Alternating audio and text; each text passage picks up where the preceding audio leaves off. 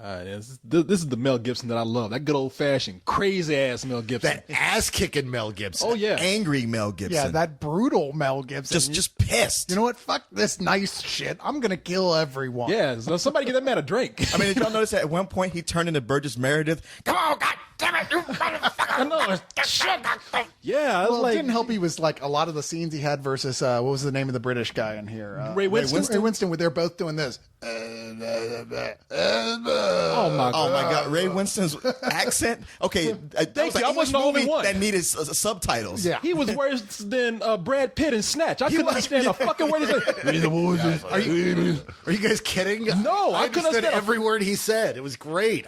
Those are my favorite scenes in the movie, watching these two badasses play off each other in that whole relationship. But how many times have you walked in here angry at us and be like, I'm like, you speak his language. He's sitting there That is watching it, and he's possible. like, I heard what he said.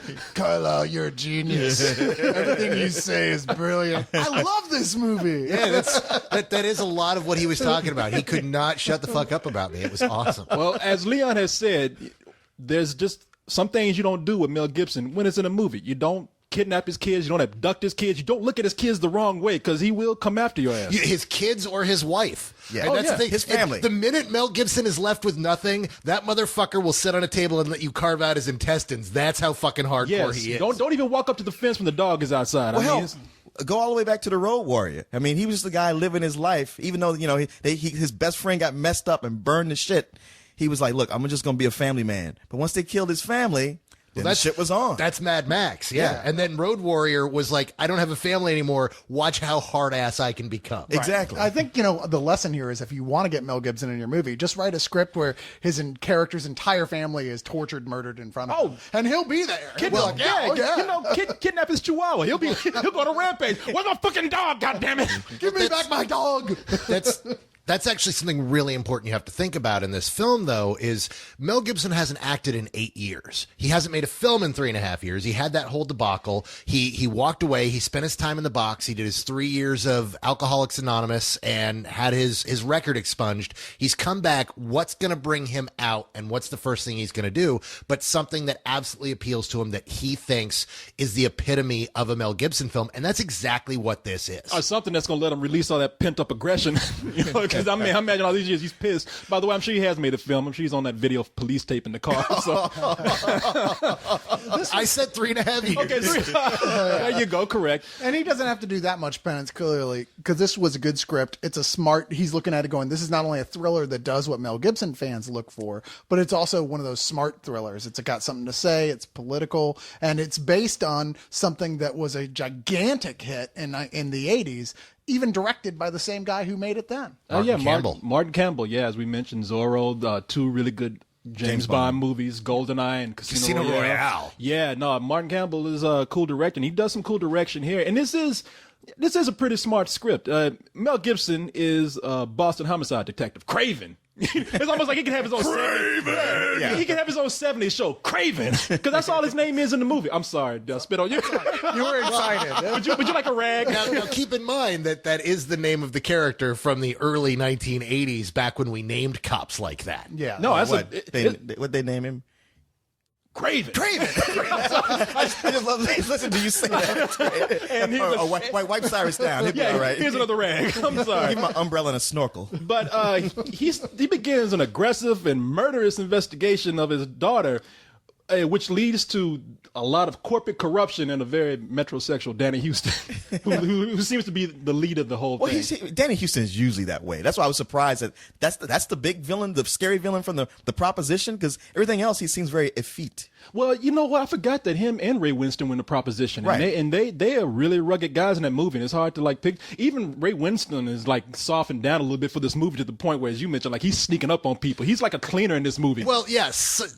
When you say softened down to be a complete and utter scary fucking badass who doesn't need to act like a big motherfucker. That's what's cool about his performance here is he's this very toned down guy that knows if he wants to kill you, you would be dead already. I have some words in opposition to that, because while he talked a big game, I mean, you're right. He had all the moves of a guy who's cool and collected in the face of danger, and he can sneak up on you and scary, but he didn't really do nothing. I mean, I'm like, you know what? You can talk all you want. You're just a big fat limey. That's what I'm thinking. Like, if there was ever a moment where I got up and slapped the shit out of him, what would he do? You know what I mean?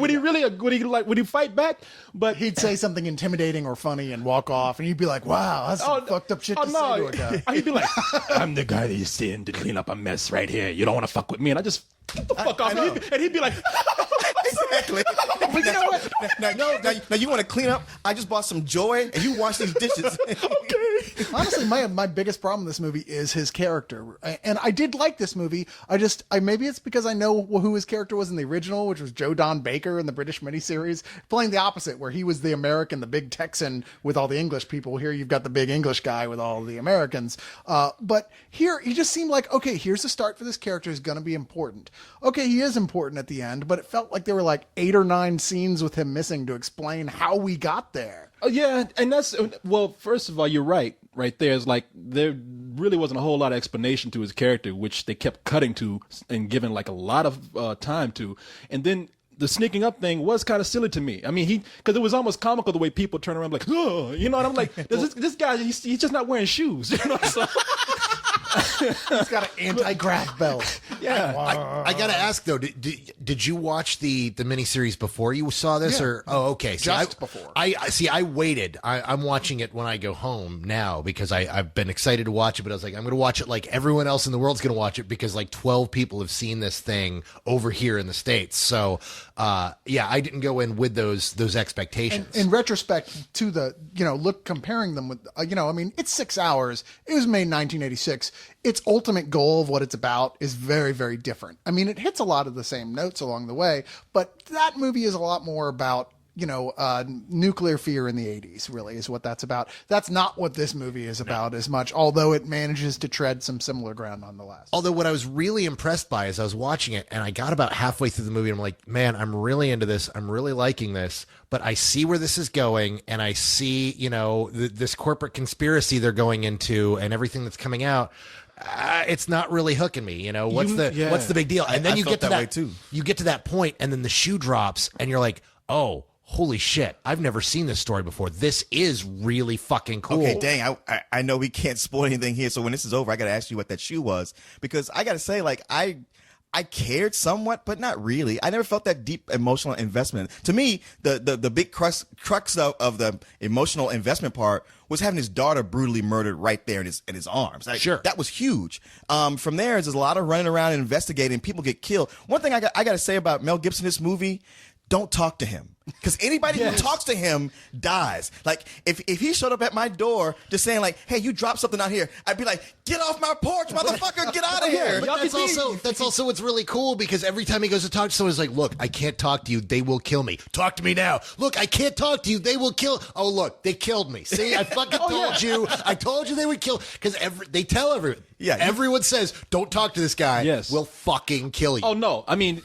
that's one of the things I liked about the movie, even though it was telegraphed from a mile away, but it still made you jump. It's like when Mel Gibson was talking to somebody, they let you know it got real quiet. And that's when, bam, somebody got killed. But not every time, too. It'd be like this guy's going to get it eventually, and they keep teasing you with it. It's almost like a horror movie. We're like, is it going to be this time? Oh, yeah. No. But then when they did, they had you where you were relaxed, like, oh, Jesus, shit. Yeah, it's like, don't eat lunch with him or anything. Yeah, don't be friends with this man. No, he'd be knocking, saying like, hey, I think you left the lights on in your car. I'm like, fine, just go. I don't care. Let the battery die. Comes to the door with his daughter. You want to buy some Thin Mints? Yeah. Get the fuck off my porch. His daughter was going to die because she was hanging out with him. You know what I mean? They having lunch together. Big boulder just falls on her ass. I mean, she was destined. But I think you were so right about the whole thing with the corporate, this whole corporate conspiracy and cover up. It's like, I think that the film, I give it credit for trying to be smart enough not to follow this whole thing of like, oh, we're going to surprise you with everything at the end. Because I think they said, the audience is smart enough to know that something bad is going on. But at the same time, that takes away from any element of surprise. And I think a lot of audiences are going to go in and not like the slow pace of this either, because part of that is that this is not so much an action film like the trailer's telling you. This is a detective film. As Mel Gibson, the end. Until the end, where it goes nuts. Yeah, but it's a slow burn movie, and in fact, what's really weird is it's also a very quiet movie. There's not a lot of score to a lot of these scenes, and it's literally just kind of sitting there in awkward silence at times, waiting for somebody to give you the answer. Which was something I really did not care for in it. The slow burn, the being so very quiet. There was times when I just felt myself like kind of drifting off, and then suddenly, boom, everything would blow up. And then I'd be like, all right, I'm into it. And it's like, all right, I'm drifting off again. Oh, somebody just got killed. Jesus Christ, what's going on? Might as well have been Mel Gibson with a paper bag behind you. Pow! Wake up. They're definitely selling this wrong. I agree with that. I didn't have that much problem with the slow burn nature of it. I mean, maybe part of it is that I was just watching pieces fall into place of a puzzle. I already knew what it looked like completed, from seeing the other thing. But I did enjoy that. What I didn't expect is how much I would enjoy it once, as Carlisle said, that other shoe dropped and the whole movie just shifted into high speed. It was like, oh my God. I mean, they say, as y'all said, okay, y'all pretty much figured this out. So let's go ahead and tell you early on what the core mystery is here, what happened. They let you know about the halfway point of the film, what, pretty much how it all lays out. And the rest of it is watching what Mel Gibson does about that. Well, look at Danny Houston's hair. And I'm not even trying to make a big joke here. He's the evil guy. I mean, in the movie, it's true. You know what? Any guy who spends that much money on his hair and doesn't own a salon is a villain. Oh, yeah. He's all smooth and everything. I'm surprised they didn't give him an English accent, too. I know. I love how he went from the delicate intricacies of the plot to Danny Houston's hair without even so much as missing a beat. Spill.com. I'm sorry, but in his hair, he should be wearing spoiler alert. I think his hair is going to win an Emmy. Yeah, I mean, his hair should win. He should say spoiler alert. That's awesome. It gives him away. I'm sorry. I mean, the only thing left for him to do was wear purple. Yeah, or if they wanted to show us, give us a big surprise, it wasn't Danny Houston. But I mean, we're not giving anything away. Really, for all you people complaining right now, thanks for giving the fucking movie. No, they tell you halfway through. That's not the point of the film. The point of this film is that they're trying to make a thriller while they're trying to push an action film. And I'm sorry, they're really trying to push this movie like Taken right down to the poster. And it's just not that movie. Well, no, it's that kind of movie. It's not Taken. It's not. In fact, what I love about this movie, the reason I fell in love with this movie like I did, is the character that Mel Gibson plays is a man's man. And he's the man's man in the way that Duke played his older characters, or Yul Brynner, or Charlton Heston. Mm-hmm. And this is a guy who you don't think that he's going to go out and kick your ass. It's just that he spent the last 30 years kicking everyone's ass, and so he doesn't take shit from anybody. And he's a man of action. But I don't even want to say he's a man of action so much as he's a guy who has it all figured out and knows he doesn't have to be a man of action. So when he does act, it's pretty badass. Well, he's a guy who is that guy, as you're saying, but he's also a dude who is totally broken. The death of his daughter has left him completely shattered. Yeah. His wife is long since gone. His daughter is all he had, all he counted upon. And this is a guy who as they quote out of context the cheesy line of the trailer, he doesn't have anything to lose. He doesn't give a shit. Oh no! And in Mel Gibson, whatever Gibson, you just want to spit on me again. Yeah, Gibson. Mel Craven. What's his Craven? What's his character? Craven. Oh, like Craven. Yeah. Oh, lady, Craven. But no, Mel Gibson is really good in this movie. I mean, we're making fun of his Boston accent in the trailer, and he pulls it off very well. And he's a guy that brings it. You can tell that he's hurt and he's angry, and he brings both that into the picture here. And I really like him in the movie. I think he's probably, for me, the strongest thing in this movie, because you just want to watch him just take charge and kick ass and find out what he needs to find out. Well, sure. Well, Carla, you're a Mel Gibson expert. How old is he now? Oh, he's 103. He's in his 50s. See, for a guy in his 50s, he looks rough. Yeah. I mean, he looks like 100 miles of bad road. I mean, he was drinking pretty heavily in those last few years. I know, man. So. But he was like People Magazine's sexiest man of the year. Well, when did he develop the V creases? I saw that. Yeah. It looked like he had an antenna or something. Yeah, he's got these weird creases now that I've never seen him on film before, just running straight down his head. Oh, that was from when his horns grew out. But you know what? I guess I just don't like the movie. I mean, I did like it, but not as much as you guys, because there was one thing that bugged me. You don't know how much I liked it. He hasn't even said. He's been evasive and vague this whole time. Well, he'll do that. Yeah. But it was kind of the thing that Oh, come on. It's a matinee. it made me I'm think sorry I'm of, going to ruin the ending here, but it's Corey. It's a matinee. it did one of those things that like I task Enemy of the State about, where you have a shadow agency who's willing to kill all these people, yet the one person who's giving them the most trouble, they don't. It's kind of like when they killed Mel Gibson's daughter, why didn't they just shoot him too? And that would have solved everything. It's like that seems like a big, huge plot hole right there. Yeah, no, I did like the movie. I mean, I like Mel Gibson. Like I said, he's the thing that made me like it, and I really like the fact that they weren't trying to make it just a straightforward action film. I mean, I think that they were almost too smart for their own good, and I enjoyed like some other people in the film. Ray Winston. I mean, how can you not like Ray Winston? I mean, and well, I would like to, but I can't understand it.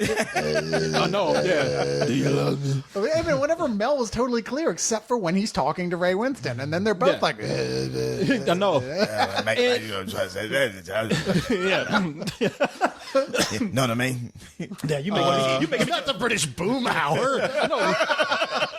He practically was. You know what? I can understand Boomhauer better. Not unintelligible. I had no problem understanding a single syllable coming out of Ray Winston's mouth. You don't know what he said. Man, You know what? That's why you love the movie so much, because and you made up your own dialogue. It's like one day you'll watch with the subtitles on in a bar, you'll be like, oh, is that what he said? this movie is totally had it all different wrong. than what I thought. I thought they were going to kill dragons or something, but no. And Danny Houston is very slimy in this movie. I mean, without having to do a lot. I know he's always slimy. but he's really good in this movie. There's one scene where he's just him and this other corporate guy. They're just going at it, and he just doesn't give a fuck. And I liked him in that part. That girl, who was his daughter? Roanna Novakovic. Roanna Hottie Novakovic. McHotness. Yeah. That girl was fine as hell. Cute britches. Yeah. I think Mel referred to her as Sugar Tits. I think that was a set name. I read something about that. I'm sure Offset he did. And she's like, Jesus, didn't you go to jail for this? I'm playing your daughter. I don't care, sweet ass. but That's actually not even a real name. It was Lena Goldstein. It's a little bit of his work release program. yeah, no, that was heartbreaking at the beginning of the movie when they shot her ass, because they just didn't shoot her. They almost blew her ass in half. I mean, it was one of those things you think in the trailer it's going to be like this nice, sweet death where they're going like, pow, she gets a bullet in the heart, and he's like, oh, my daughter. No, they're stepping on the front to go get something to eat, and it's like, pow, and she goes through the door, glasses everywhere. I mean, the only thing they didn't do was back the car up over her and peel out. Oh, yeah, I just blow up the house. I come back and with a blowtorch and set on fire and step on her. I mean, Jesus. Yeah, piss on her flaming corpse. Yeah. And that's probably because Mel Gibson was still on the steps. I'm like, fuck, man, we had so much to do. He's still there. But I like when he's like saying to her, like, my girl, and she's like, fucking call 911. What are you doing, motherfucker? Yeah, there's a scene they're trying to You act like the death scene is like that one in Street Kings.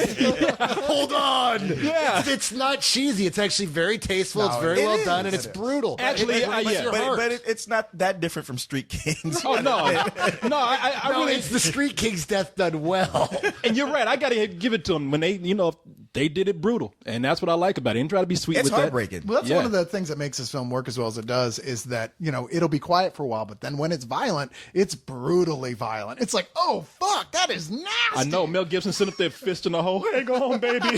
Hang on. Oh, It's brutally shit. violent, not brutally weird sex on his head. What How did we get to fisting? fisting the hole in her body? See, Well, this is the guy that's obsessed with Danny Houston's hair. All of a sudden, things are. I think he watched a completely different movie.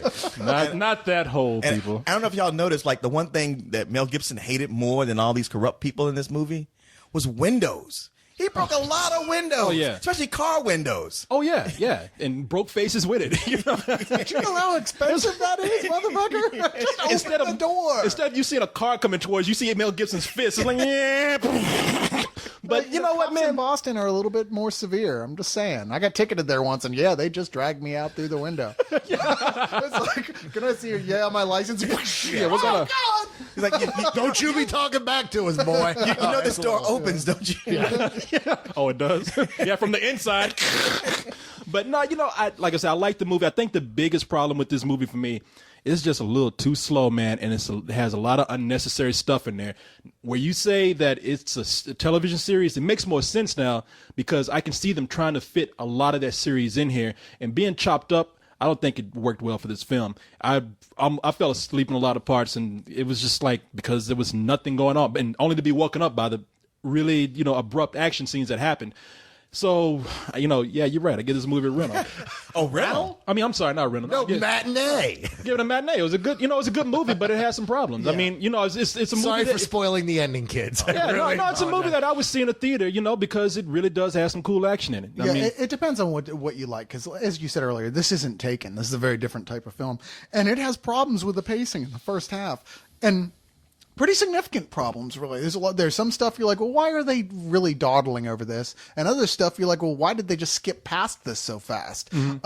And it seems like maybe the real issue here for this film is editing. Someone needs to go back in, recut it so it's a little more smooth in those parts. But man, when there's payoff, there's major payoff in the film. And like I said, it's really smart and has one of my favorite things. I admit, I like really dark as hell endings, and this is a dark as hell ending. Oh, I forgot to add something. Before I forget, I really think that ending is cheesy. The very last seconds of the film. Come on, man. I'm sorry. I hated that ending. The whole movie, we were going and seeing things through his head and his visioning of things, so it wasn't out of place for the rest of the film. His relationship there. I felt it was actually pretty organic. But anyway, I give it a high matinee, a strong high matinee. I think it's most people will enjoy this film.